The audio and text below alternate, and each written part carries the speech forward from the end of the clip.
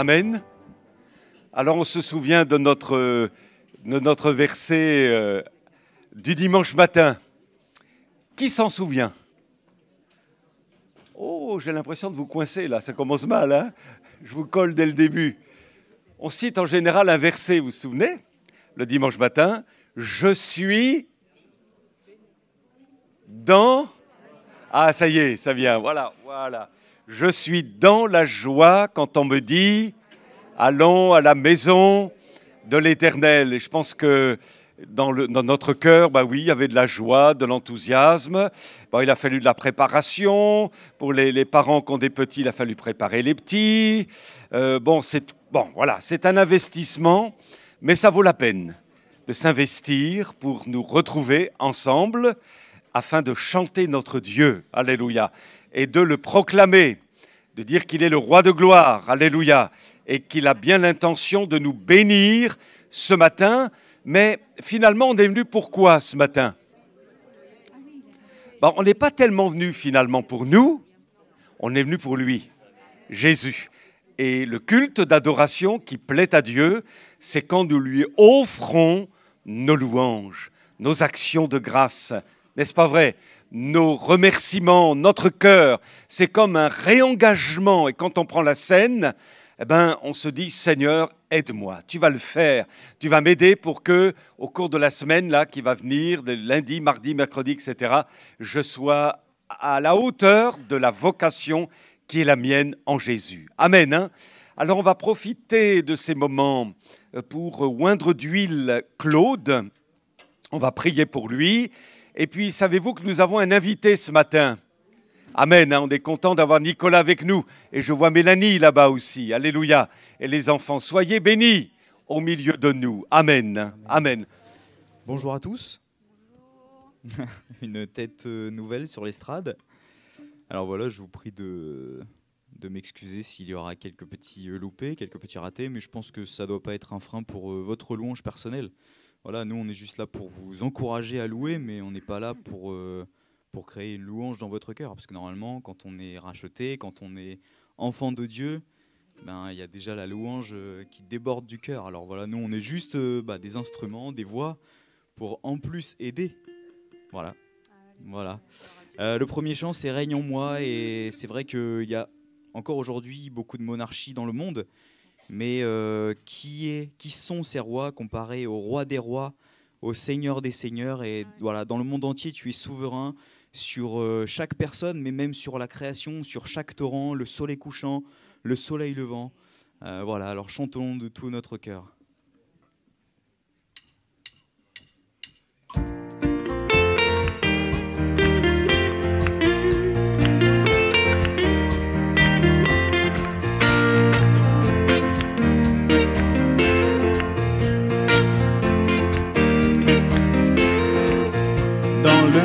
Entier, tu es souverain sur chaque torrent et soleil couchant. Et mon seul désir, Seigneur, mon seul choix, dans ma vie sois toujours le roi.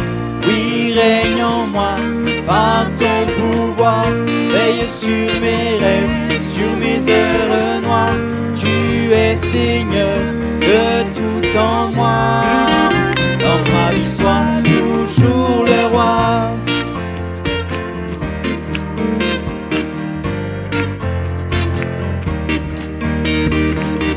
Dans chaque parole et chaque pensée, je veux refléter, Seigneur, ta beauté. Il n'est rien au monde plus précieux que toi. Dans ma vie, sois toujours le roi. Oui, règne en moi par ton pouvoir. Veille sur mes rêves, sur mes heures noires. Tu es Seigneur de tout en moi. Dans ma vie, sois toujours le roi. Oui, règne en moi par ton pouvoir. Veille sur mes rêves, sur mes heures noires. Tu es Seigneur de tout en moi. Dans ma vie, sois toujours le roi. On reprend au couplet 1. Dans le es souverain sur chaque torrent et soleil couchant. Mais mon seul désir, Seigneur, mon seul choix, dans ma vie sois toujours le roi. Oui, règne en moi par ton pouvoir. Veille sur mes rêves, sur mes heures noires. Tu es Seigneur de tout en moi. Dans ma vie sois toujours le roi. Oui, règne en moi par ton pouvoir. Veille sur mes rêves, sur mes heures noires. Tu es Seigneur de tout en moi. Dans ma vie sois toujours le roi. Oui, règne en moi par ton pouvoir. Veille sur mes rêves, sur mes heures noires. Tu es Seigneur de tout en moi. Dans ma vie sois toujours le roi. Dans ma vie sois toujours le roi.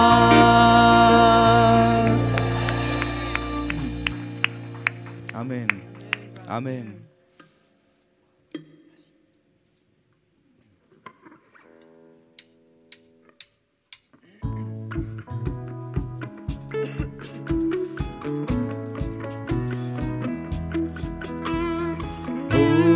Hosanna, Hosanna, Hosanna, Hosanna, Hosanna, Hosanna, Hosanna, Hosanna. Ouvrons les portes au roi, au Dieu de gloire, lançons des cris de joie. Laissons jaillir un chant de victoire. Hosanna, Hosanna, Hosanna. Ouvrons les portes devant lui, remplis de sa vie. Rempli de sa vie, Dieu est avec nous. Avant les ténèbres, ouvrons les portes au roi, au Dieu de gloire, lançons des cris de joie. Laissons jaillir un chant de victoire. Hosanna, Hosanna, Hosanna. qui pourra taire Notre prière, notre prière. Dieu est avec nous. Levons sa bannière, ouvrons les portes au roi, au Dieu de gloire, lançons des cris de joie. Laissons jaillir un chant de victoire.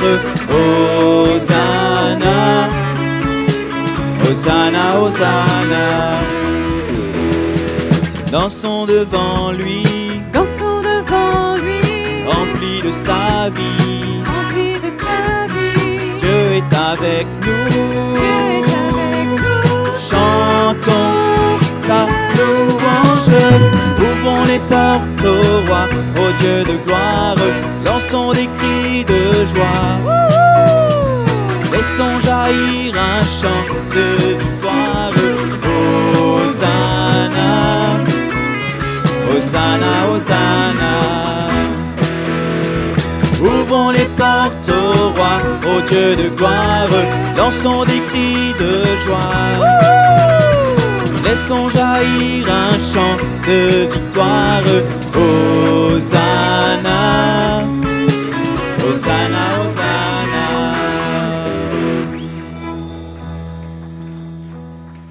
Merci Seigneur, Hosanna, oui, Hosanna au Fils du Dieu vivant. Merci mon Jésus, parce que tu es venu sur la terre pour nous sauver. Tu es aujourd'hui le roi des rois, tu es remonté auprès du Père, tu es ressuscité, tu es remonté auprès du Père. Merci mon Jésus, tu es roi des rois, Seigneur des seigneurs, tu règnes sur ma vie et sur la vie de chacun d'entre nous réunis ici-bas. Amen, alléluia, gloire à toi Jésus, alléluia, alléluia. Ce matin, devant notre gloire, Seigneur, je voudrais te remercier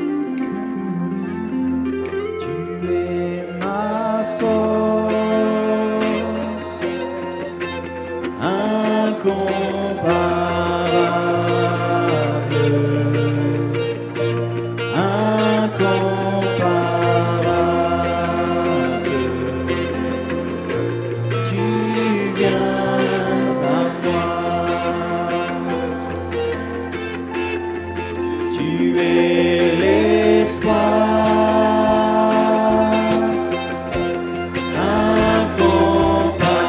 incomparable, incomparable. Tu viens à moi dans l'abondance de ta grâce, par la puissance de ton nom, tu me relèves,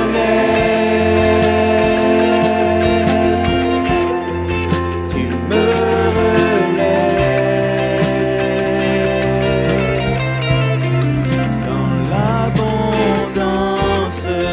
de ta grâce, par la puissance de ton nom, tu me relèves, tu me relèves. Amour divin, amour divin,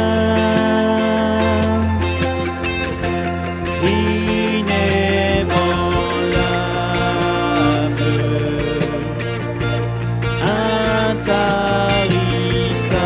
intarissable, tu viens à moi.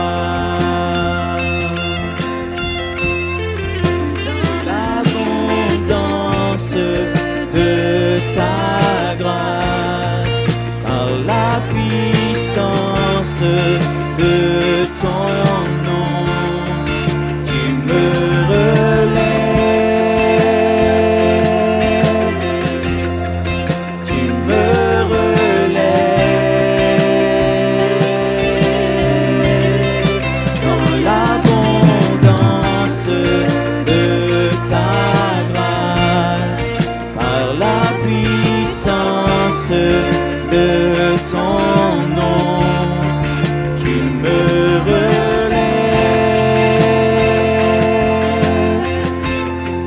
tu me relèves.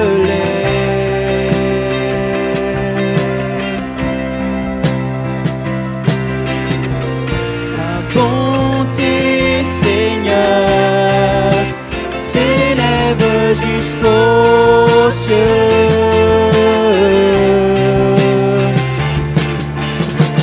Ta fidélité atteint les nuées.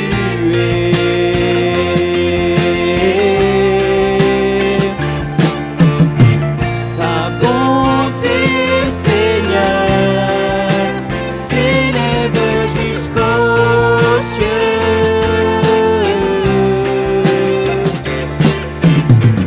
Ta fidélité atteint les nuées. L'Église chante. Tu es ma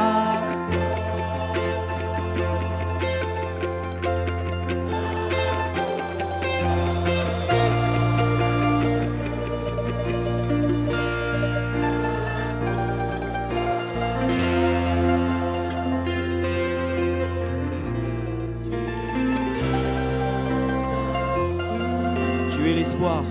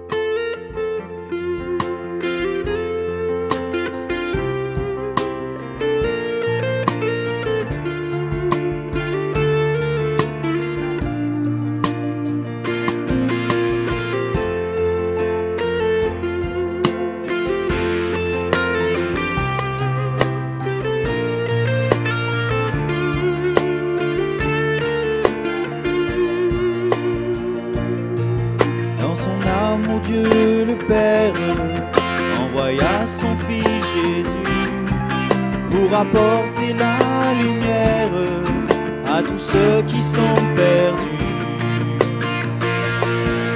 Il descendit sur la terre, mais les hommes l'ont rejeté. Ils l'ont cloué au calvaire, mais Christ est ressuscité. Christ est roi, Christ est roi, Christ est roi, est roi, Christ est roi, Christ est roi, Christ est roi, est roi. Les croyants de tous les âges portent son nom sur leur cœur.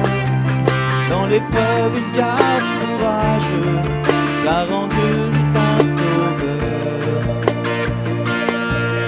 Ils vont par toute la terre, annoncer le Fils béni. Fiers de porter leur bannière, sur laquelle il est écrit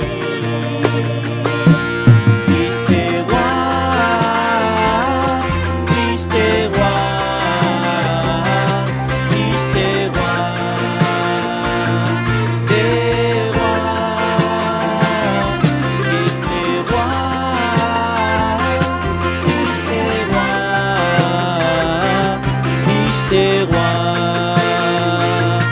est roi. Nous, chrétiens du monde, seront rassemblés par lui. Ils sortiront de leur tombe, car en lui ils ont la vie. Ils formeront un royaume, le ciel sera leur pays. Leur hymne sera un psaume à la gloire du Messie. Christ est roi, Christ est roi, Christ est roi, est roi, Christ est roi, Christ est roi, Christ est roi, des rois, Christ est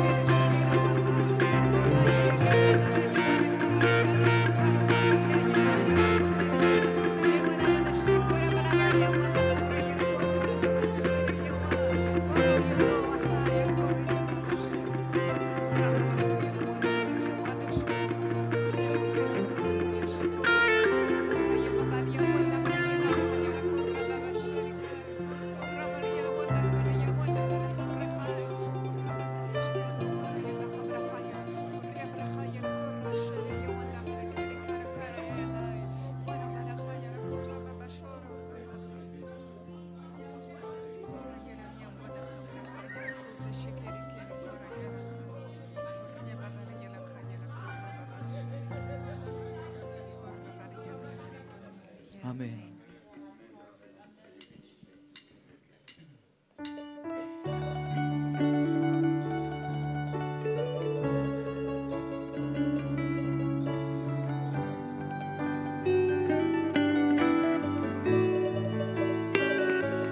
Quel sauveur merveilleux je possède. Il s'est sacrifié pour moi et sa vie innocente il cède pour mourir sur l'infâme bois. Il renonce à la gloire céleste pour le plan rédempteur de Dieu. L'apparence est la plus modeste. Oh, quel prix pour me rendre heureux. Attaché à la croix pour moi, attaché à la croix pour moi. Il a pris mon péché, il m'a délivré, attaché à la croix pour moi.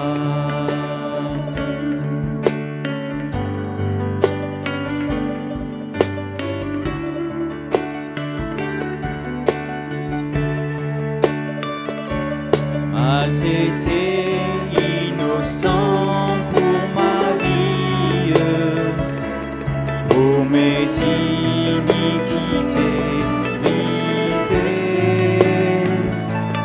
et chargé de mes maladies. Il mourut pour guérir, sauver.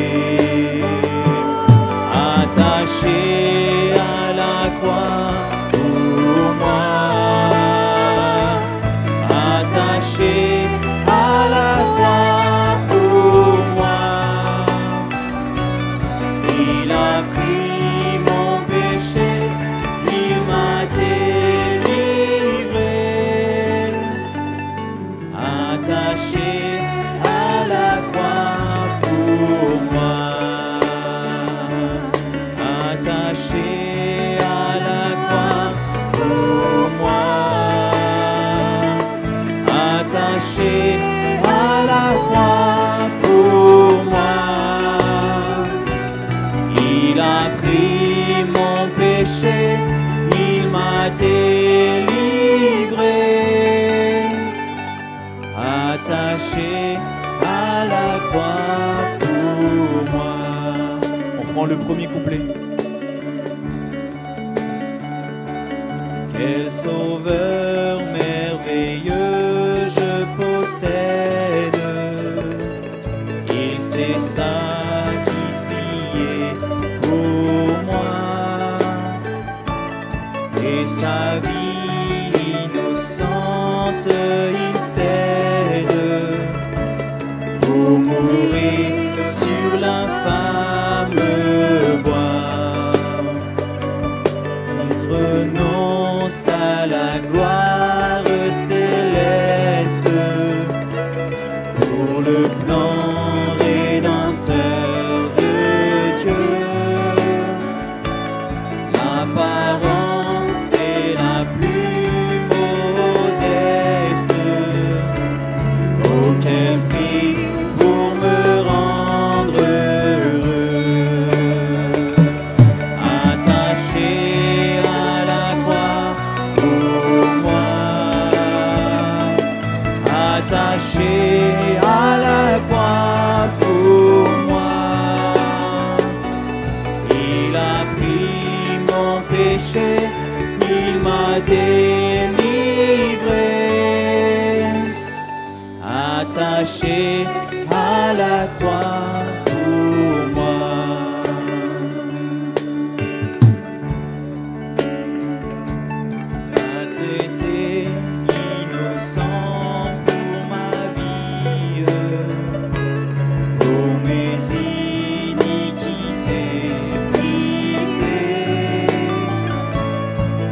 chargé de mes maladies.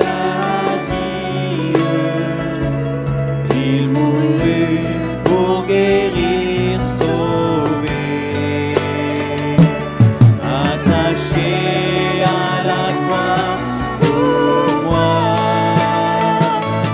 attaché à la croix pour moi.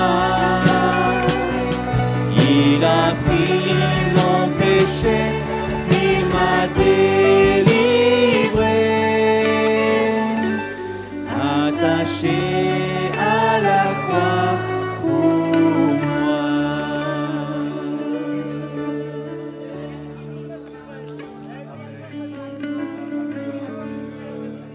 Béni sois-tu.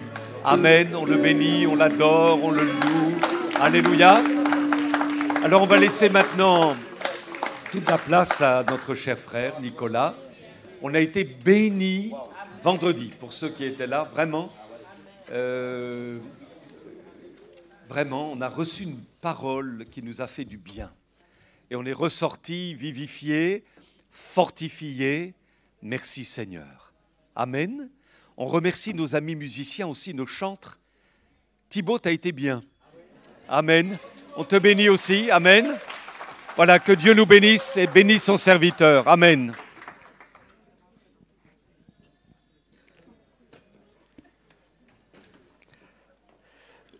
Je m'installe. Vous voulez bien?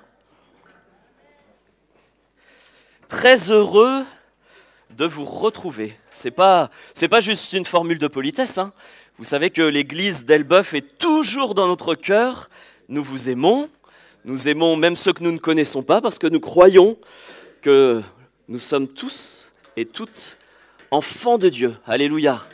Vous avez les salutations de mon épouse Mélanie, de nos enfants, de l'Assemblée dans laquelle nous sommes depuis presque 6 ans maintenant. L'Assemblée se porte bien par la grâce de Dieu.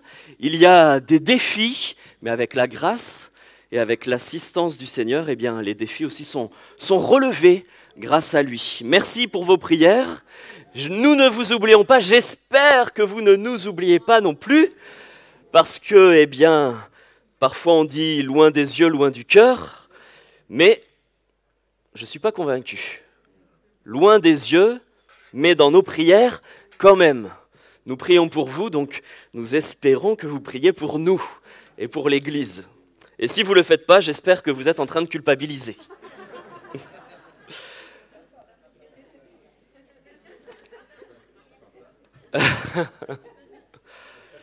Je m'excuse déjà, parce que je ne vais pas durer juste 30 minutes. J'ai demandé à quelques-uns, il prêche combien de temps à peu près, Daniel? 30 minutes à peu près. Oh, moi, c'est la moitié de ma prédication, 30 minutes.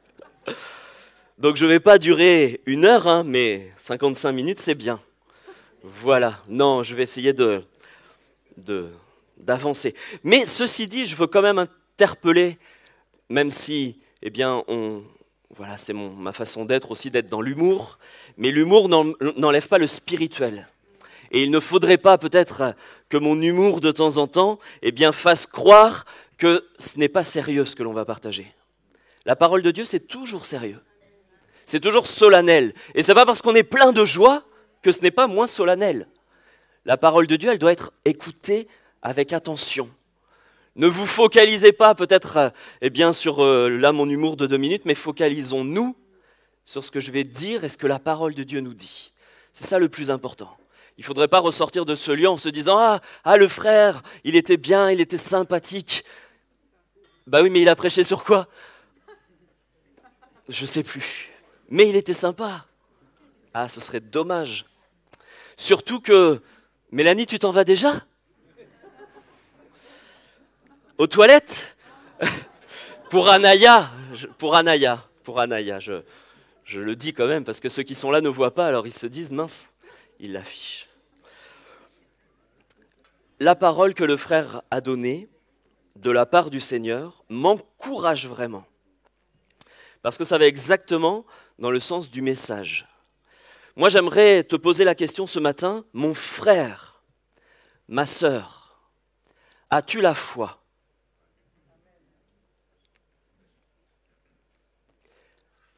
As-tu la foi? Crois-tu? Crois-tu au Seigneur Jésus? Crois-tu encore à sa toute-puissance? Le crois-tu encore? Et si je vous pose la question, c'est parce que ça va être le thème de ma méditation de ce matin. Je vous donne déjà le titre. Ne sois pas incrédule, mais crois. C'est ce que Jésus dit à Thomas dans la parole. Est-ce que tu crois? Parfois on dit oui, j'ai la foi. C'est facile d'avoir la foi pour les autres. Mais est-ce que dans ta situation, tu as encore la foi? Et je ne suis pas là ce matin pour donner des leçons. Le Seigneur, comme on l'a entendu dans la parole qui a été donnée, n'est pas là pour nous accabler, il est là pour raviver quelque chose qui peut-être s'était amoindri, essoufflé, endormi. Et ma parole de ce matin, quand Jésus dit à Thomas, mais ne sois pas incrédule Thomas, crois. Il lui dit, viens, regarde, viens toucher. Et moi j'aimerais, avec tout l'amour de Dieu, dire à quelqu'un, crois encore. Crois encore. Crois encore. Tout est possible, nous dit la parole de Dieu, à celui qui croit. Et peut-être que certains vont me dire, mais Nicolas, si tu savais, ça fait si longtemps. Eh bien justement, c'est à toi précisément que cette prédication s'adresse ce matin. Toi qui peut-être dans la semaine te dis, mais j'en peux plus. Seigneur, jusqu'à quand? Jusqu'à quand ça va durer? Eh bien cette prédication est pour toi ce matin. Le Seigneur, il t'a entendu. Peut-être que tu n'as pas osé le dire ni au pasteur, ni au responsable de l'église, ni même à ton épouse. Mais le Seigneur, il t'a entendu. Il voit le découragement. Et moi, je crois qu'en tant qu'enfant de Dieu, il nous arrive d'être dans le découragement. Et quand on est dans le découragement, on n'a pas besoin qu'on vienne nous accabler. On a besoin qu'on vienne nous tirer vers le haut. L'église, elle n'est pas là pour enfoncer. L'église, elle est là pour secourir, pour relever, je crois. Parce qu'on est animé du Saint-Esprit. Et le Saint-Esprit, il est là non pas pour nous noyer, mais pour nous secourir, nous restaurer. Ça fait si longtemps, mon frère. Peut-être que tu te dis, oui, mais dans ma situation, si tu savais, mais justement, c'est dans ta situation que Dieu te dit, crois encore. Crois encore.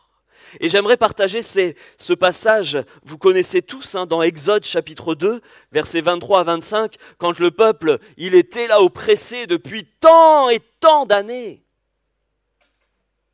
C'était pas juste 3-4 ans, beaucoup plus longtemps encore. Exode 2, 23, 25, longtemps après, le roi d'Égypte mourut et les enfants d'Israël gémissaient encore sous la servitude. Ils poussaient des cris. Et peut-être que parfois on ne pousse pas des cris avec nos bouches, mais dans nos cœurs et nos pensées, on pousse des cris au Seigneur. On gémit, j'en peux plus. Ça me fait souffrir. Cette situation me rend malade. Seigneur, viens. Il faut encore avoir cette prière, mon frère. Seigneur, viens, mon secours.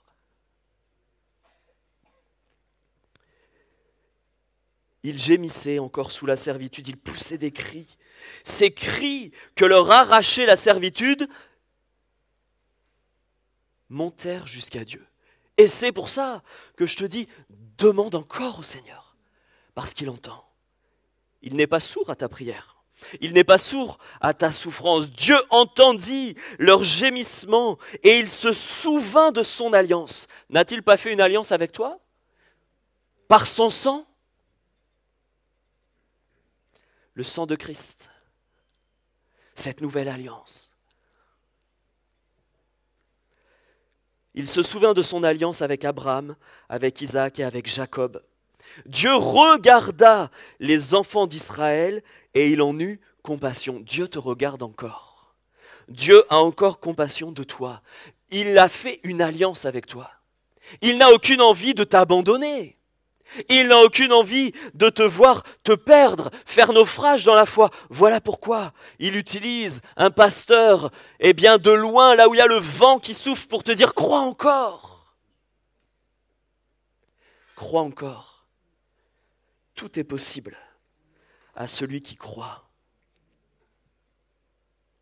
Lorsque Dieu a appelé Moïse pour lui dire qu'il allait l'utiliser, là on vient de voir que les enfants d'Israël souffraient dans la servitude et l'esclavage, et vous savez que Dieu suscite Moïse, il l'appelle pour lui dire « Moïse, c'est toi que j'ai choisi, c'est toi qui vas, moi au travers de toi, qui va délivrer Israël. Je veux délivrer mon peuple.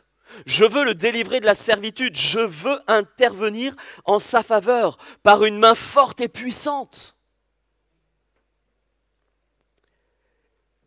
Regardez Exode 3, versets 7 à 12. L'Éternel dit « J'ai vu la souffrance de mon peuple qui est en Égypte. J'ai entendu les cris que lui font pousser ses oppresseurs. Je connais ses douleurs. » Et peut-être que parfois on dit oui, mais quand on s'exprime ou quand on parle de nos douleurs, on a l'impression parfois que les gens en face, ils ne sont pas réceptifs. Et on se dit de toute manière, il ne peut pas comprendre. Tant qu'on n'est pas passé dans cette situation, il ne peut pas comprendre, il ne peut même pas me conseiller. Dieu connaît ta souffrance. Il la connaît. Dieu n'a-t-il pas souffert lui aussi sur la terre ? Il connaît tes angoisses. N'a-t-il pas eu des angoisses ? Il connaît tes cris de douleur. N'a-t-il pas eu lui aussi des cris ? La parole nous révèle.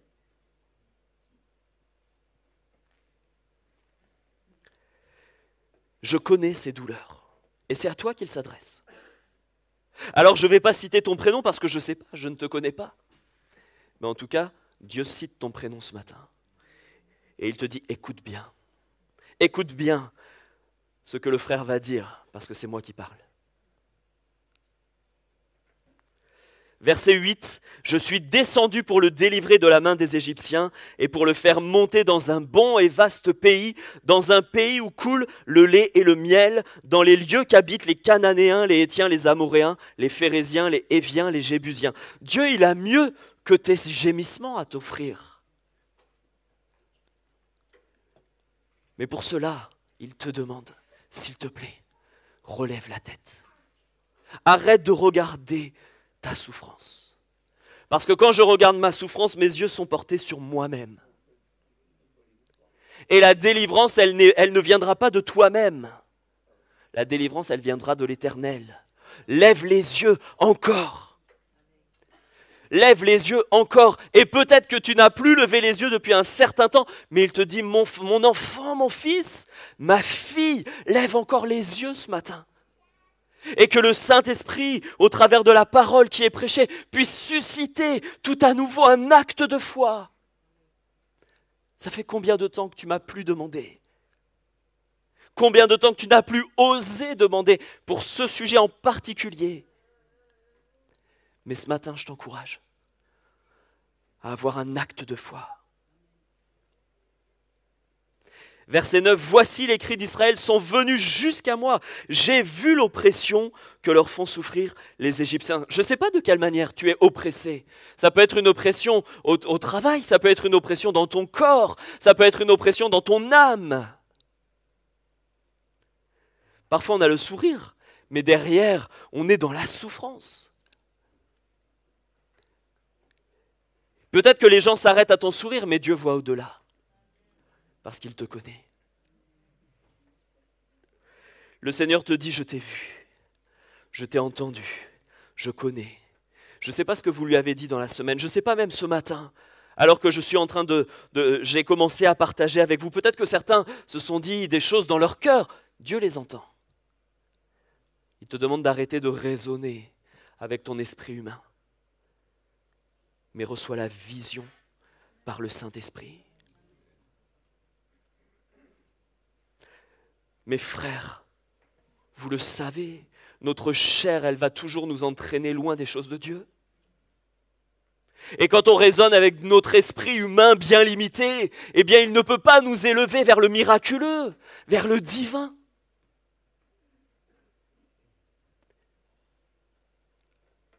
Le Seigneur veut que tu raisonnes avec son esprit et non plus avec ta souffrance. Parce que la souffrance, elle nous met des œillères. Elle nous empêche de nous élever. Christ n'est-il pas ce souverain sacrificateur qui connaît ta souffrance, ta douleur, ton oppression, les tentations? Il te parle ce matin et il te dit, tu es à moi. Je t'aime. Christ n'est-il pas celui qui est venu, qui est descendu du ciel pour te sauver, te délivrer, te secourir par sa main forte et puissante? Il s'est dépouillé pour toi. On l'a chanté, il a quitté sa gloire pour toi, il a remporté la victoire sur la croix. Ne l'oublie pas. Il ne faut pas que ta souffrance te fasse oublier la croix. Et moi ce matin, j'aimerais, avec la simplicité, te dire aie foi en Dieu, aie foi dans le Dieu de ton salut. Il est encore et toujours ce héros qui sauve. C'est pas moi qui le dis. Si c'était moi, vous pourriez douter, mais c'est la parole de Dieu. On ne peut pas douter de la parole de Dieu. Il est encore ce héros qui sauve, et il veut être ce héros qui sauve. Mais le crois-tu encore? Tu crois qu'il est le héros qui sauve l'autre? Mais crois-tu qu'il est encore ton héros, qui te sauve, qui vient à ton secours? Verset 10, on continue. Maintenant, dit l'Éternel à Moïse, va, je t'enverrai auprès de Pharaon, et tu feras sortir d'Égypte mon peuple, les enfants d'Israël. Moïse dit à Dieu, mais qui suis-je pour aller vers Pharaon et pour faire sortir d'Égypte les chefs d'Israël, les enfants, d'Israël? Dieu dit, je serai avec toi. Et ceci sera le signe que c'est moi qui t'envoie. Quand tu auras fait sortir d'Égypte le peuple, vous servirez Dieu sur cette montagne. Mon frère, ma sœur, vous avez vu ce qui est écrit? Quand tu auras fait sortir d'Égypte le peuple, vous servirez Dieu sur cette montagne. J'aimerais juste t'encourager, puisque je sais que Dieu va te visiter. S'il te le dit, c'est qu'il va le faire. Mais quand il l'aura fait, n'oublie pas de monter à la montagne. La montagne, c'est la présence de Dieu. Quand il t'aura libéré de ce joug, n'oublie pas de venir t'attacher encore plus à sa présence. Combien ont été bénis et leur bénédiction les a éloignés de Dieu. Combien ont voulu, ont demandé, et tant qu'ils étaient dans ces gémissements, ils étaient attachés au Seigneur. Et dès que le Seigneur leur a donné, leur a accordé sa grâce, ça a été une occasion de s'éloigner. La bénédiction a été une occasion d'éloignement. Et là, l'Éternel dit à Moïse, quand tu auras fait sortir le peuple, quand je t'aurai libéré, quand je vous aurai délivré, vous servirez Dieu à la montagne. Et la montagne, c'est la présence de Dieu, je le répète. Quand Dieu t'aura visité, mon frère, n'oublie pas de lui rendre gloire. N'oublie pas de témoigner, n'oublie pas de le servir, et que la bénédiction ne soit pas pour toi une occasion de chute. Alors vous savez que l'Éternel, il a donné des signes à Moïse. Je ne vais pas tout lire. Il a donné le bâton qui se transforme en serpent. Il a donné la main que Moïse devait mettre là sous son vêtement. Et quand il la ressortait, la main était pleine de lèpre. Et puis après, il fallait la remettre, elle était saine. Puis après, il lui a dit, voilà, tu montreras encore, s'il ne croit pas à cela, que l'eau du fleuve que tu répands sur le sol, ça devient du sang. Et puis après avoir discuté avec Dieu, vous savez que Moïse n'était pas éloquent, il avait des problèmes pour s'exprimer, il bégayait en parlant. Et finalement, Dieu consent à ce que Aaron soit l'interprète. Que Dieu parle à Moïse et que Moïse dise à Aaron ce qu'il faut dire au peuple d'Israël et à Pharaon. Et c'est là qu'on arrive au verset 28, on continue, Exode 4, verset 28. Moïse fit connaître à Aaron toutes les paroles de l'Éternel, qu'il l'avait envoyé, et tous les signes qu'il lui avait ordonné de faire. Moïse et Aaron poursuivirent leur chemin et ils assemblèrent tous les anciens des enfants d'Israël. Aaron rapporta toutes les paroles que l'Éternel avait dites à Moïse. Il exécuta les signes aux yeux du peuple. Et moi, j'aimerais m'arrêter sur le verset 31, celui qui arrive. Qu'est-il écrit? Le peuple crut. Le peuple crut. Ils apprirent que l'Éternel avait visité les enfants d'Israël, qu'il avait vu leur souffrance. Ils s'inclinèrent et ils se prosternèrent devant Dieu, bien sûr. Ils ont cru. Et moi, j'aimerais m'arrêter quelques secondes, quelques minutes sur cela. Je sais, mon frère, ma sœur, que Dieu t'a déjà parlé.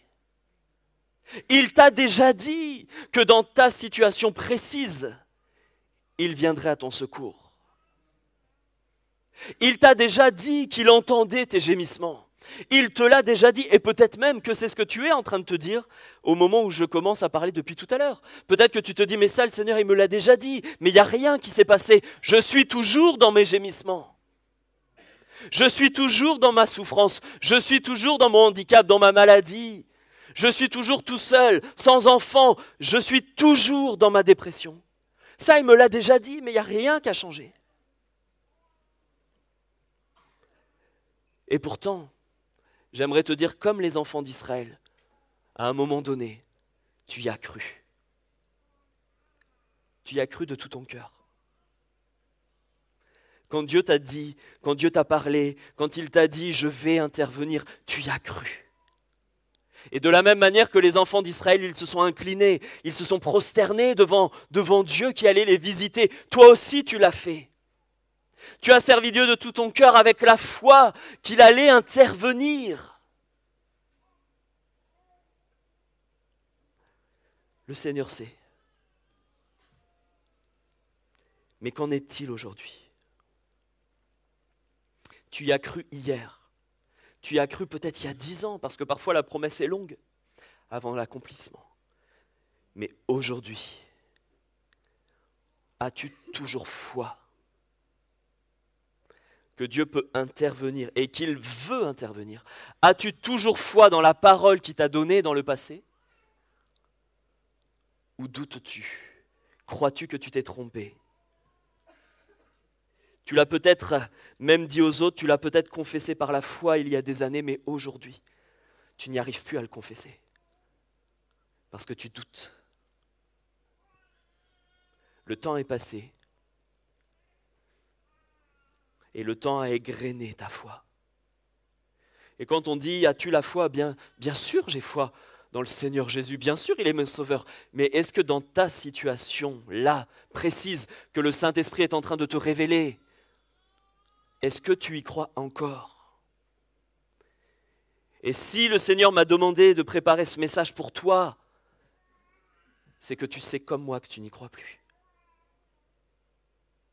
Mais Dieu ne veut pas te laisser dans cette misère. Parce que ne plus avoir la foi, mes frères, c'est de la misère. Si le peuple de Dieu n'a plus d'espérance, il est perdu. Le peuple de Dieu, il y a toujours le tout à coup de Dieu. Le peuple de Dieu il s'attend toujours au divin, il s'attend toujours au miraculeux. Peut-être qu'il est oppressé, oui, mais avec l'espérance. Le peuple crut, et toi aussi. Mais aujourd'hui, tu n'y crois plus. Le temps passe, et tu te demandes si Dieu vraiment va accomplir cette promesse.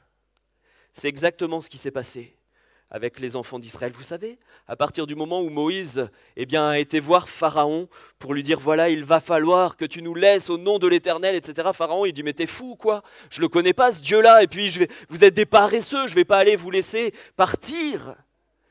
Eh bien, puisque vous avez fait ça, maintenant, votre situation, elle sera pire qu'avant. Et ils étaient toujours esclaves, Dieu n'était toujours pas intervenu, et leur situation était pire. Et toi, tu y as cru dans la promesse de Dieu, mais la promesse de Dieu ne s'est pas réalisée, et ta situation est encore pire aujourd'hui que quand Dieu a fait la promesse. Tu as vieilli depuis, tu souffres encore plus, la maladie s'est aggravée.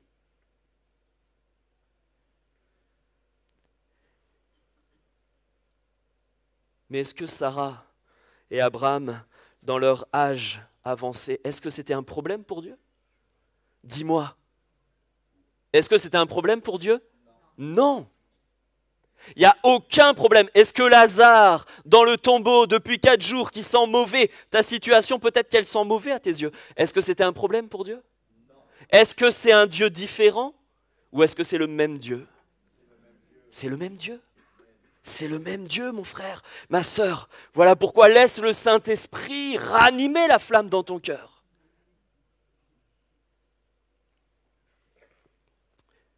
Tout le monde s'attendait au miracle. Même Moïse, pourtant Dieu l'avait prévenu. Mais ce n'est pas du tout ce qui s'est produit. Toi aussi, tu y as cru. Mais finalement, ta situation s'est même aggravée.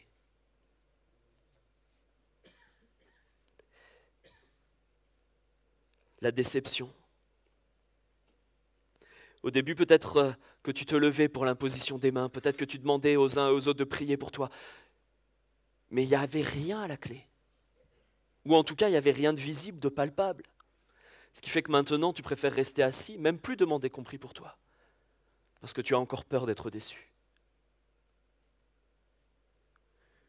Mais moi, je crois que le peuple de Dieu victorieux, c'est un peuple qui a la foi. Sans la foi, on est perdu. Même Moïse n'a pas compris. Pourtant, Dieu lui a parlé à lui directement. Même Moïse n'a pas compris. Exode 5, 22, 23. Moïse retourna vers l'Éternel et dit, mais Seigneur, pourquoi as-tu fait du mal à ce peuple ? Seigneur, mais pourquoi m'as-tu envoyé? Depuis que je suis allé vers Pharaon pour parler en ton nom, il fait du mal à ce peuple. Et peut-être que tu as crié à l'Éternel, mais Seigneur, pourquoi tu m'as fait une telle promesse? Si c'est pour pas l'accomplir, pourquoi tu m'as dit quelque chose? Si au final je reste là comme un mendiant spirituel. J'aurais préféré que tu me dises rien, plutôt que tu me laisses là dans la misère. Toi aussi, tu as douté.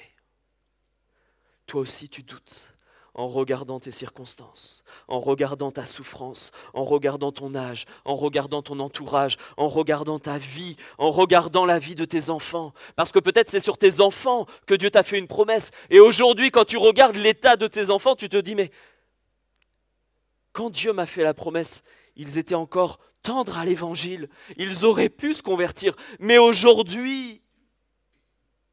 Mais justement, c'est aujourd'hui que Dieu veut intervenir. Crois-tu? As-tu la foi dans ta situation?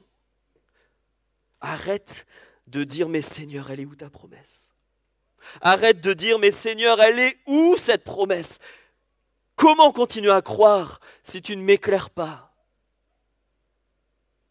C'est ça la foi. Marcher dans le brouillard, mais croire que Dieu est là et qu'il nous tient la main. Dieu ne change pas d'avis, mon frère, ma sœur. Dieu ne change pas d'avis. Et je suis venu ce matin pour te rappeler de tout mon cœur, avec l'amour de Dieu, qu'il n'a pas changé d'avis à ton sujet. Il n'a pas changé d'avis. Celui qui t'a fait la promesse, il est fidèle.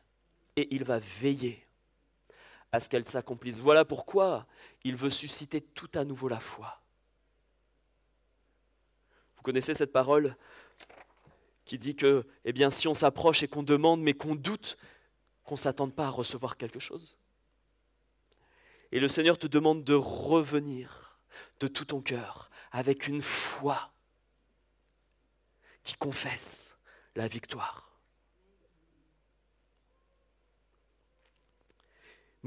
Dieu confirme à Moïse, Exode 6, versets 1 à 8, Dieu confirme à Moïse sa promesse. L'Éternel dit à Moïse, tu verras maintenant. Alors que, eh bien, Moïse était là en train de dire, mais Seigneur, pourquoi? Pourquoi tu m'as envoyé? Si c'est pour les faire souffrir, valait mieux pas. Hein. C'est ça presque que ça veut dire.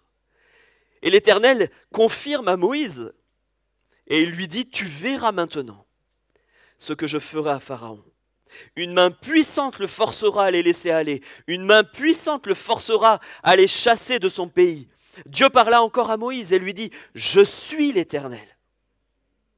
Je suis apparu à Abraham, à Isaac, à Jacob comme le Dieu Tout-Puissant, mais sous mon nom l'Éternel, je n'ai pas été reconnu par eux. J'ai aussi établi mon alliance avec eux pour leur donner le pays de Canaan, le pays de leur pèlerinage dans lequel ils ont séjourné. J'ai entendu les gémissements des enfants d'Israël. Dieu signe et confirme ce qu'il a déjà dit. Il atteste que les Égyptiens tiennent dans la servitude et je me suis souvenu de mon alliance. Verset 6. C'est pourquoi dis aux enfants d'Israël, dis-leur encore, je suis l'Éternel, je vous affranchirai. Dieu le dit. Et quand Dieu dit, tu peux le prendre au mot. Il va le faire. Je vous affranchirai des travaux dont vous chargent les Égyptiens. Je vous délivrerai de la servitude. Je ne sais pas depuis combien d'années tu es dans la servitude, mais Dieu te délivre. Dieu intervient. Et il te rappelle ses promesses du passé pour te dire crois, crois encore et tu verras la gloire de Dieu dans ta situation. Je vous sauverai à bras étendus et par de grands jugements. Je vous prendrai pour mon peuple, je serai votre Dieu. Vous saurez que c'est moi, l'Éternel, votre Dieu, qui vous affranchit des travaux dont vous chargent les Égyptiens. Mon frère, quand tu seras délivré, ne va pas donner la gloire à quelqu'un d'autre. Mais souviens-toi que c'est l'Éternel qui sera intervenu favorablement pour toi. Je vous ferai entrer dans le pays que j'ai juré de donner à Abraham, à Isaac et à Jacob. Je vous le donnerai en possession, moi l'Éternel. Alors Moïse redit tout ça au peuple d'Israël. Et on s'attend à ce que le peuple, comme la première fois, croit et qui dit « Ah, merci Seigneur d'avoir confirmé ta parole ». Mais ce n'est pas du tout ce qui s'est passé. Verset 9. Ainsi parla Moïse aux enfants d'Israël. Et vous lisez bien avec moi, mais l'angoisse et la dure servitude les empêchèrent d'écouter Moïse. Et mon frère, tu es exactement dans cette situation. Dieu te confirme, Dieu te rappelle, Dieu te parle, que ce soit par des charismes, que ce soit par la prédication, que ce soit dans tes lectures personnelles. Dieu te parle et il veut raviver cette foi, mais ta souffrance a bouché tes oreilles. Et tu n'entends plus. Tu n'entends plus Dieu qui te dit « Je veux te bénir, je veux te secourir, je veux te sauver ». J'aimerais attirer ton attention ce matin. Peut-être il n'y a qu'une personne dans l'auditoire. Peut-être il y en a plusieurs, mais j'aimerais attirer votre attention sur cette situation qui nous empêche d'écouter Dieu. Si mes oreilles sont bouchées, tôt ou tard, si je n'entends plus la voix de Dieu, tôt ou tard, je vais me perdre. Le peuple de Dieu, pour être dirigé, il a besoin d'entendre la voix du bon berger. Et il ne faudrait pas que ta souffrance, que tes incompréhensions, que le temps qui a passé, que les angoisses, que la maladie t'empêchent de reconnaître la voix du bon berger. Normalement, les brebis, elles entendent et elles reconnaissent la voix du berger. Et elles le suivent.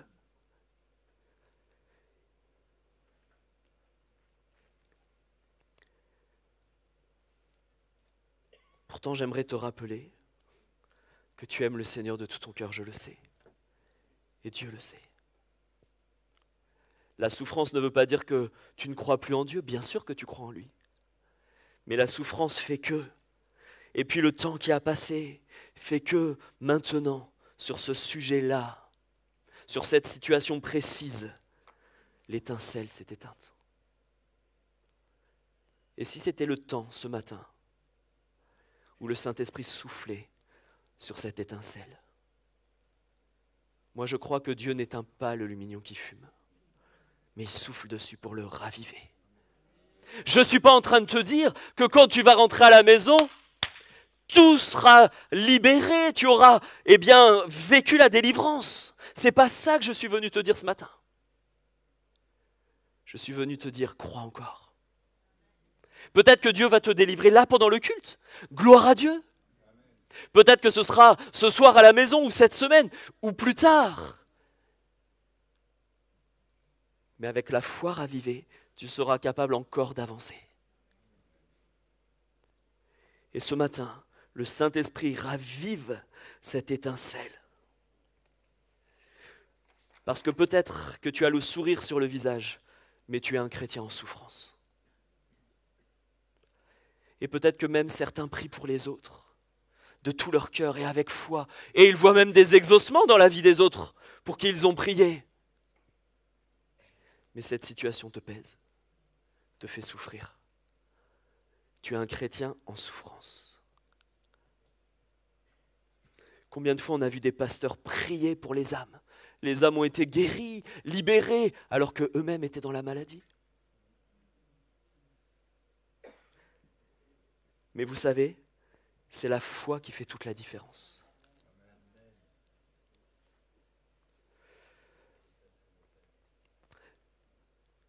Mes frères, je suis là ce matin, non pas pour vous juger, pour vous condamner. Moi aussi, j'ai vécu des moments difficiles. Je ne suis pas là pour vous blesser, mais je suis là de la part de Dieu pour vous dire ce matin, le Seigneur te parle et te dit crois. Crois encore qu'il est le Dieu de l'impossible. Crois encore et encore la foi. Souviens-toi de ce que Jésus a dit à Thomas dans Jean 20, versets 27 à 29. Il dit à Thomas, vous savez quand Thomas a dit, mais parce que les disciples avaient vu Jésus ressusciter, mais Thomas il n'était pas là. Alors quand ils lui dirent, il ne veut pas croire. Mais Jésus qui sait tout revient cette fois-ci quand il y a Thomas et il lui dit, Thomas, avance ici ton doigt, regarde mes mains. Avance aussi la main là dans mon côté. Et qu'est-ce qui est écrit? Ne sois pas incrédule, mais crois. Et c'est exactement cette parole pour toi ce matin. Mon enfant, ne sois pas incrédule. Quoi incrédule? Mais je ne suis pas incrédule, je crois dans le Seigneur. Oui, tu crois en Dieu, mais dans ta situation, tu ne crois plus. Et vous savez, le fait de ne plus y croire, c'est de l'incrédulité.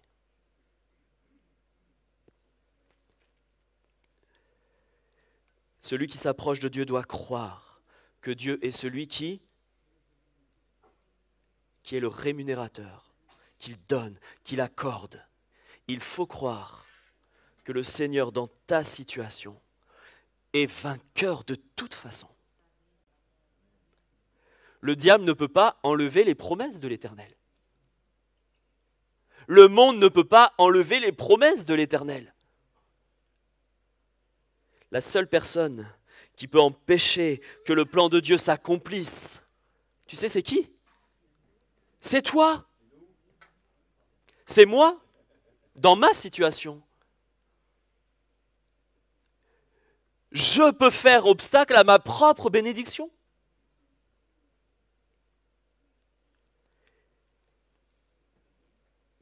Thomas a dit, il a répondu, mon Seigneur, mon Dieu. Et Jésus lui dit, parce que tu as vu, tu as cru, heureux ceux qui n'ont pas vu et qui ont cru. Peut-être que tu ne vois pas encore, mais crois. Et si tu le crois, tu es heureux, mon frère. Tu peux vivre en chrétien heureux malgré l'adversité. Malgré peut-être l'oppression, malgré la maladie, tu peux être un chrétien heureux parce que tu as la foi. La foi dans ta situation. Qu'est-ce que tu n'as pas encore vu dans ton corps? Qu'est-ce que tu n'as pas encore vu dans ta santé? Qu'est-ce que tu n'as pas encore vu dans ta famille, dans ton foyer?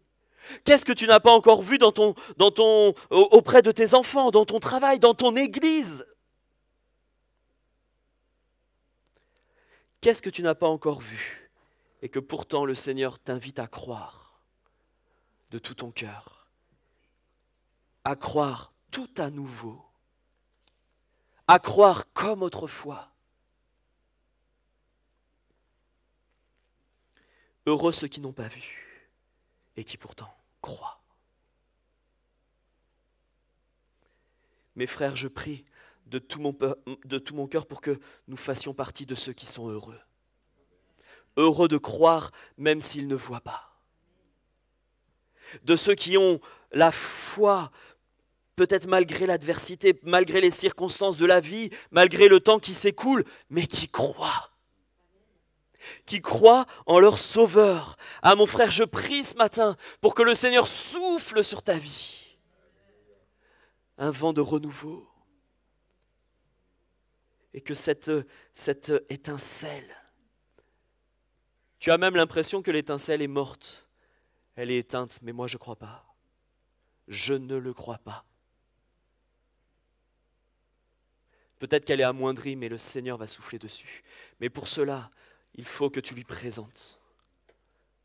Seigneur, voici ma petite flamme là. J'ai presque la honte de te présenter ça. Mais la voici. Souffle, souffle Seigneur. Souffle sur nos vies. De tout mon cœur, je crois ce matin que le Seigneur nous dit, mes enfants, ne soyez pas incrédules.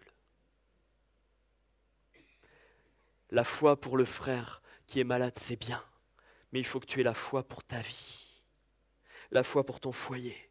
Crois encore, crois toujours. Le monde ne peut rien faire contre ce que Dieu a mis dans ton cœur. Je t'en supplie, ne murmure plus. Ne sois plus dans la souffrance, ne sois plus dans l'incrédulité, mais crois de tout ton cœur. Le Seigneur ne t'a-t-il pas déjà dit, mon enfant, si tu crois, tu verras ma gloire. On le sait, on le récite par cœur, mais maintenant il faut le vivre. Seigneur, je veux voir ta gloire. Je l'ai déjà vu dans plein d'autres situations, mais dans cette situation-là, je veux voir ta gloire parce que tu m'as fait des promesses dans le passé. Et ta promesse, elle est certaine. Si tu as promis, Seigneur, d'intervenir dans la vie de mes frères et de mes sœurs, je sais que tu vas le faire. Je sais que tu vas le faire. Et vous savez ce qui s'est passé?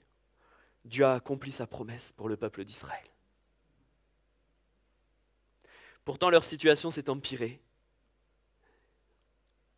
Mais Dieu est intervenu. Dieu est intervenu exactement de la même manière qu'il l'avait dit. On lit ensemble ce dernier verset, Exode 12, verset 42. Cette nuit sera célébrée en l'honneur de l'Éternel, parce qu'il les fit sortir du pays d'Égypte. Cette nuit sera célébrée en l'honneur de l'Éternel par tous les enfants d'Israël et par leurs descendants. Si tu peux laisser afficher ça. Le Seigneur veut, mes frères, quand il intervient dans nos vies, qu'on ne soit pas comme des enfants gâtés, capricieux, qui au moment de Noël sont hyper heureux d'avoir le truc qu'ils avaient demandé depuis 6 mois, et puis que la semaine qui suit, ils ont déjà oublié. Quand Dieu visite son peuple, il s'attend à ce que son peuple le célèbre, à ce que son peuple monte à la montagne de l'Éternel, à ce que son peuple lui rende gloire, qu'il témoigne. Dieu m'a visité, alléluia. Pourquoi garder en secret les grandeurs de Dieu? Pourquoi? Et mon frère, ma sœur, j'aimerais juste terminer en te disant, il y a des fois dans nos situations où on a besoin du frère, on a besoin du pasteur, on en a besoin. Et il y a des fois, il y a des frères, des sœurs qui s'éloignent dans leur souffrance et qui disent, ouais, moi le serviteur, il ne m'a pas visité, il m'a laissé là alors qu'il savait que je souffrais. Mais est-ce que tu l'as appelé? Est-ce que tu lui as demandé de venir te voir? Est-ce que tu as demandé à l'église de te soutenir dans la prière? Il y a des fois, certains veulent se cacher, ne rien nous dire, et au moment où ça part en vrille, finalement, on nous accuse de ne pas être intervenus. Alors que nous, on est là, à votre disposition pour combattre avec vous. Il y a des périodes dans nos vies qui sont difficiles. On a besoin des pasteurs, on a besoin de l'église le vendredi soir ou je ne sais pas quand sont vos réunions. Ne reste pas terré à la maison.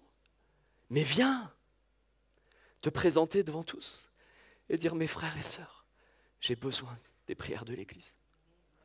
J'en ai besoin. Pourquoi le Seigneur voudrait qu'on lui fasse connaître tous nos besoins? Alors que lui, il sait tout, mais il nous demande quand même de le dire. Et nous, les serviteurs, il faudrait qu'on le devine. C'est une incompréhension que je ne comprendrai pas, moi. Mon frère, si tu as besoin de la prière, si tu as besoin de la prière, il faut la demander. L'Église n'est pas là pour juger. On est tous les mêmes, on est tous de la même nature, on fait tous partie du corps de Christ. Quand il y en a un qui est dans la faiblesse, il faut absolument que le corps de Christ le sache et prie, intercède avec foi. Les serviteurs sont là pour vous, hein. Ils ne sont pas là contre vous. Ils sont là pour vous bénir de la part de Dieu, pour vous soutenir dans les temps difficiles. Et il y en aura de plus en plus, mais par la foi, nous triomphons. Par la foi, c'est sûr. Crois, mon frère, dans ta situation, que Dieu ne t'a pas oublié, mais qu'il te visite ce matin. Alléluia. On prie de tout notre cœur. Et peut-être qu'il y en a, moi je ne veux pas vous laisser comme ça partir sans avoir prié pour vous. Peut-être qu'il y en a, on va fermer nos yeux, on baisse nos fronts, et je voudrais juste laisser l'occasion, peut-être à certains, non pas de venir sur le devant, mais juste lever la main, dire voilà, moi cette prédication, oui, tu peux baisser ta main. Ce message m'a interpellé, oui ma sœur, tu peux baisser, oui, tu peux baisser, oui, vous pouvez baisser votre main. Ce message m'a interpellé, et il faut maintenant qu'on prie pour moi. On ne va pas vous demander de vous lever, je ne vais pas citer vos prénoms, il y en a beaucoup que je ne connais pas non plus, mais je sais que Dieu vous connaît, il voit vos mains.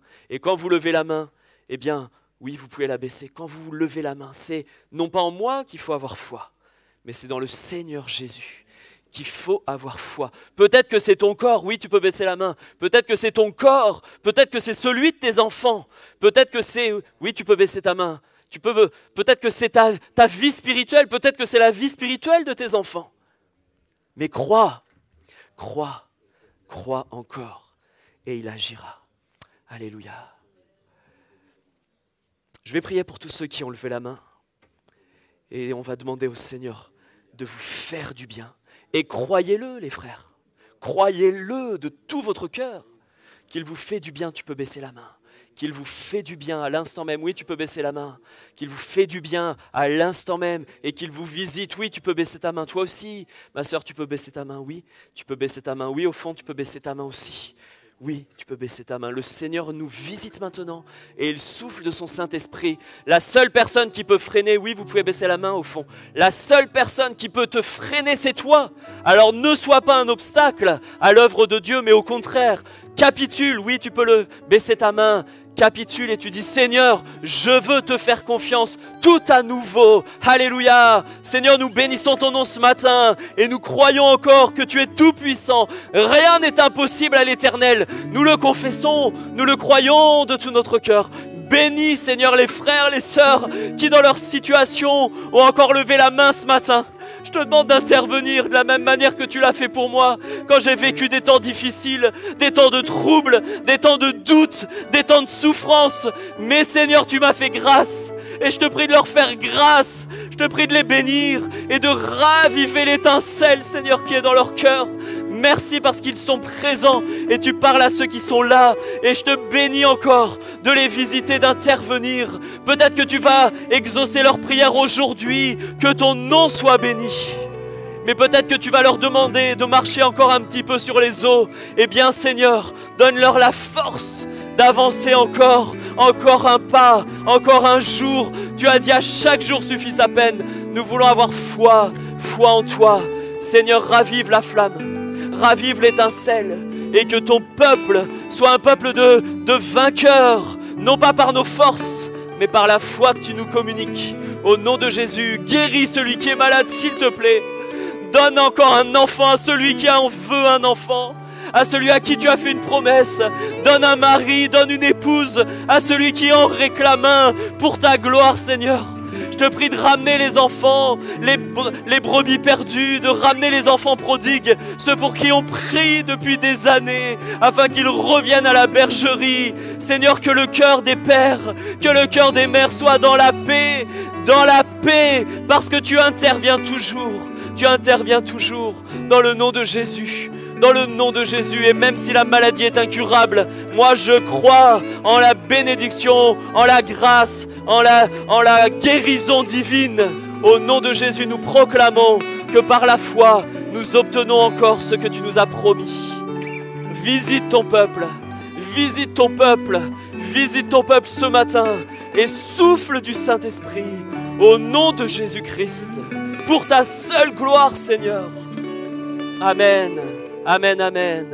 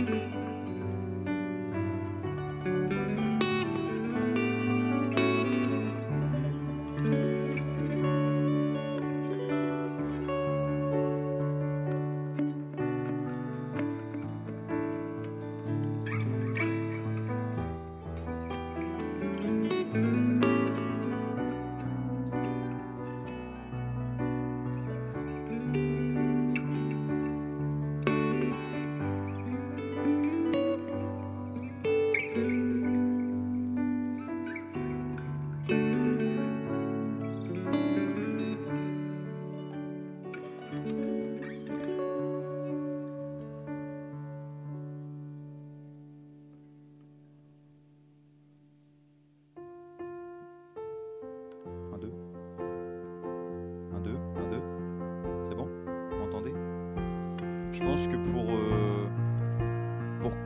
pour continuer et même clôturer ces moments, je pense qu'il faut rester dans cet esprit-là, garder ce qu'on a reçu sur notre cœur, et j'aimerais qu'on chante ce dernier chant, c'est Tu es ma force, rechanter ce chant-là. Et oui, on peut se lever, ouais. Tu es ma force incomparable, tu es l'espoir incomparable, l'espoir.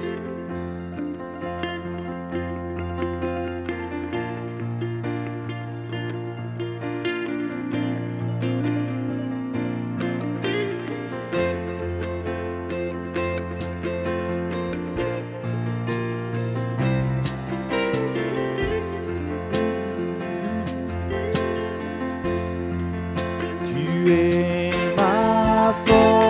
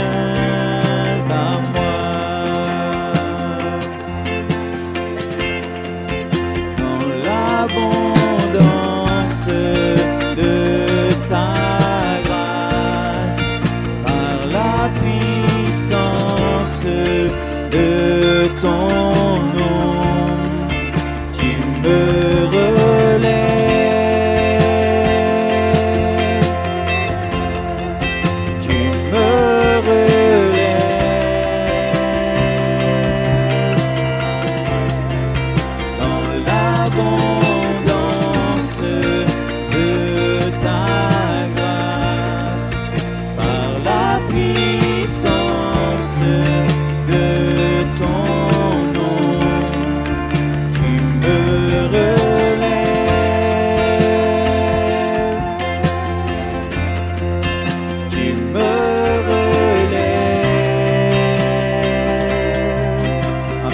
Amour divin, amour divin,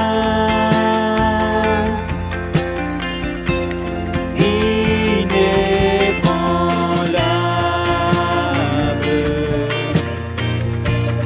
intarissable.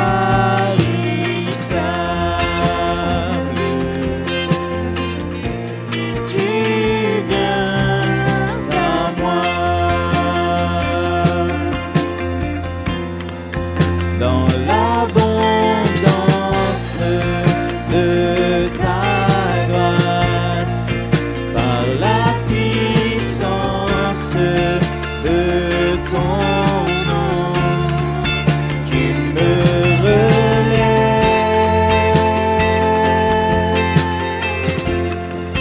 tu me relèves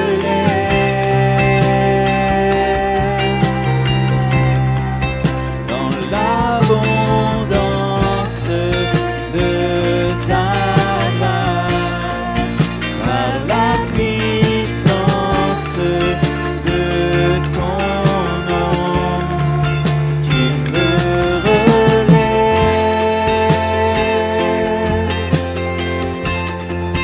tu me relèves. Amen, ta bonté. Ta bonté, Seigneur, s'élève jusqu'aux cieux.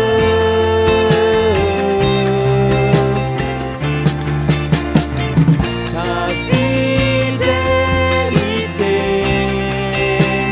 atteint les nuées.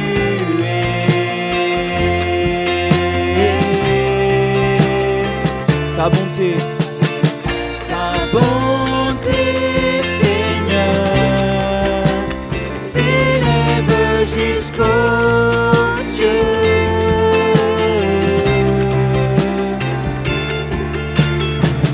Ta fidélité atteint les nuées.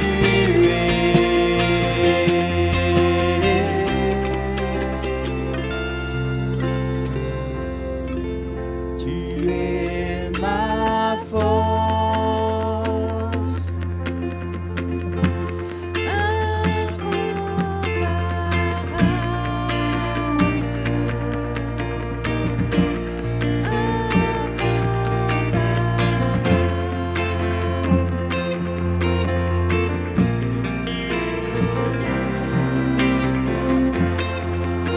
tu es l'espoir, l'Église.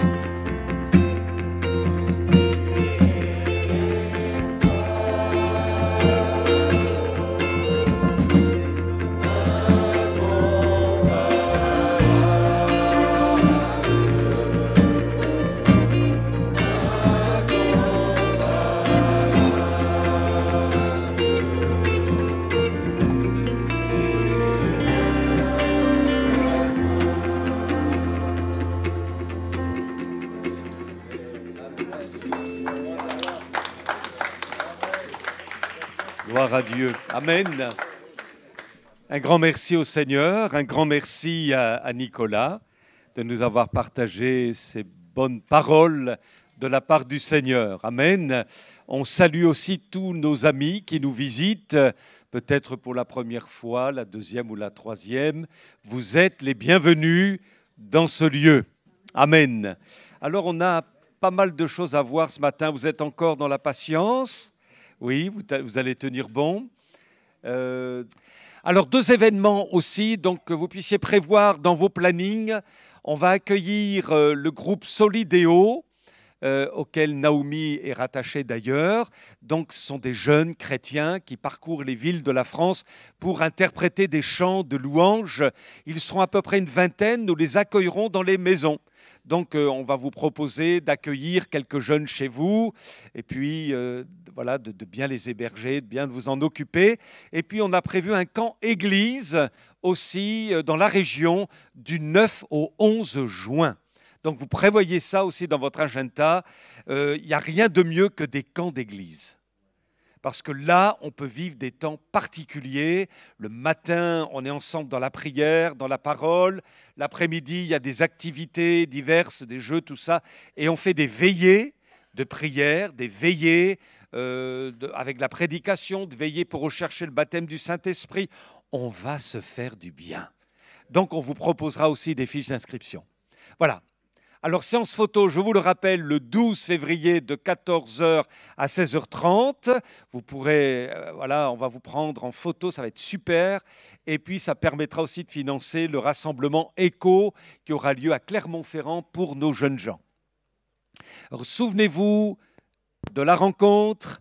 Ça a commencé il y a une semaine. Il y a quelques personnes qui viennent et il faut qu'on prie pour que cette activité percute bien dans la ville d'Elbeuf. On peut se dire les uns aux autres, sois bénis. Amen. Bon retour à chacun. Merci à vous.